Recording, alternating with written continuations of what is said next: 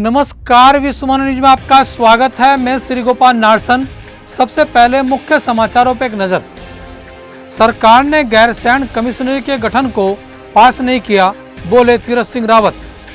कुत्ते पर हमला करने पर एक युवक को जेल की हवा खानी पड़ी। कोरोना के चलते महाराष्ट्र में हुई सख्ती। सुएज नहर में एवर गिवेन जहाज के फंसने से 206 जहाज भी फंसे।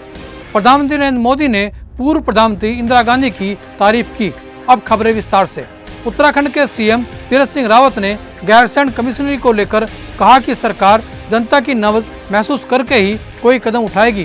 सीएम ने कहा कि जन भावनाएं जो कहेंगी वही होगा। इसी वजह से सरकार ने गैरसैंण कमिश्नरी के गठन को पास नहीं किया है और नोटिफिकेशन पर भी रोक लगाई हुई है। पटना में कुत्ते पर हमला करने पर एक युवक को जेल की हवा खानी पड़ी।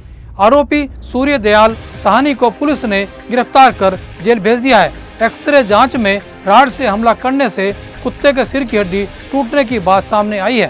कुत्ते का इलाज चल रहा है। कुत्ते के भौंकने पर लोहे की राड से आरोपी ने हमला कर दिया था।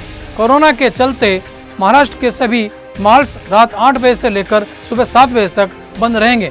सिनेमा घरों में 50% लोग ही जा सकेंगे। शादी समारोह में भी 50 से ज्यादा लोग शामिल नहीं होंगे, जबकि अंतिम संस्कार में अधिकतम केवल 20 लोग शामिल हो सकेंगे।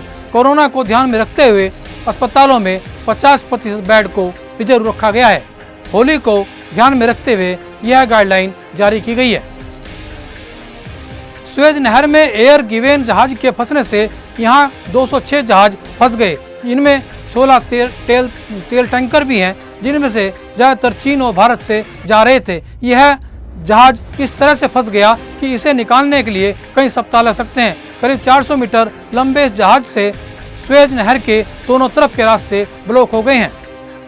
प्रधानमंत्री नरेंद्र मोदी बांग्लादेश की यात्रा पर हैं। ढाका में उन्होंने न सिर्फ पूर्व प्रधानमंत्री इंदिरा गांधी की तारीफ की और बांग्लादेश के जन्म का श्रेय इंदिरा गांधी को दिया, साथ ही वह यह भी कह गए कि उन्होंने भी बांग्लादेश की आज़ादी के लिए सत्याग्रह किया था। उन्होंने कहा तब वे 20 या 22 साल के रहे होंगे जब उन्होंने पहला आंदोलन किया था। पश्चिम बंगाल में विधानसभा चुनाव के पहले चरण में 30 सीटों के लिए कड़ी सुरक्षा के बीच सुबह 7 बजे से मतदान शुरू हो गया। कुछ जगहों पर हिंसा की भी खबरें आई हैं। वहीं भाजपा और टीएमसी ने एक दूसरे पर वोटिंग को प्रभावित करने का आरोप लगाया है। इन सब के बीच वोटिंग प्रतिशत में अनियमितता को लेकर टीएमसी ने चुनाव आयोग से शिकायत की है। अब खबरें सहारनपुर से। मानव मंदिर में पंजाबी महासंगठन की ओर से होली मिलन कार्यक्रम आयोजित किया गया। पंजाबी महासंगठन के योगेश दुआ ने कहा कि होली के त्योहार पर एक दूसरे के साथ खुशियां साझा करनी चाहिए, तभी हमारा होली मिलन सार्थक सिद्ध होगा। संगठन इस होली के पावन पर्व पर वृद्ध आश्रम में रह रहे वृद्धों के साथ होली मनाने आया है। ये विचार हमारे संगठन के सभी साथियों ने बनाया। मैं इसके लिए संगठन के सभी साथियों का कोटि कोटि धन्यवाद करता हूं कि उन्होंने इस होली के पावन पर्व को यहाँ मनाने का जो निर्णय लिया है, उसके लिए सभी संगठन के साथियों को दिल की गहराइयों से धन्यवाद, आभार और वंदन। साथियों, पंजाबी समाज और पंजाबी संगठन का ये मानना है कि ये जो हमारे त्यौहार है, ये खुशियाँ मनाने के साथ साथ खुशियाँ बांटने का भी एक अवसर होते हैं। और इसी परंपरा को निभाते हुए आज हमारे सभी साथी और साथियों के बच्चे भी इस अवसर पर आए हैं। मैं इसके लिए पुनः सभी को धन्यवाद।